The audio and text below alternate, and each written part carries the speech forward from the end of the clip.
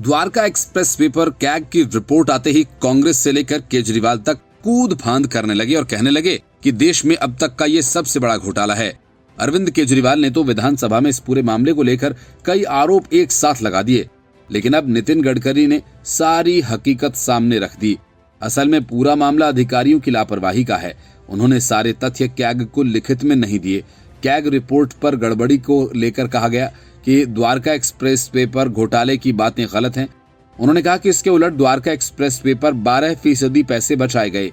10 अगस्त को संसद में पेश कैग रिपोर्ट में कहा गया कि द्वारका एक्सप्रेस वे के निर्माण में तय रकम से ज्यादा पैसा खर्च किया गया और इसको लेकर विपक्ष ने सरकार पर सवाल खड़े किए। कैग रिपोर्ट पर उठते सवाल को लेकर नितिन गडकरी ने कहा कि इस रिपोर्ट का आकलन सही नहीं है।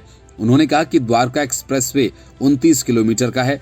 गडकरी ने कहा कि हमने जो कैबिनेट नोट भेजा था उसमें लिखा था कि हम 5000 किलोमीटर 2 लेन रोड बनाएंगे और उसकी कीमत 91,000 करोड़ रुपए होगी। इसमें से फ्लाईओवर और रिंग रोड की कीमत एस्टिमेटेड डीपीआर बनने के बाद तय करने की बात हुई थी।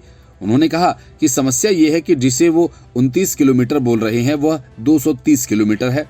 उन्होंने कहा इसमें कुल 6 टनल हैं और ये 563 किलोमीटर टोटल लेन का रोड है जो टेंडर निकाला गया था और 206 करोड़ रुपए प्रति किलोमीटर का ये था।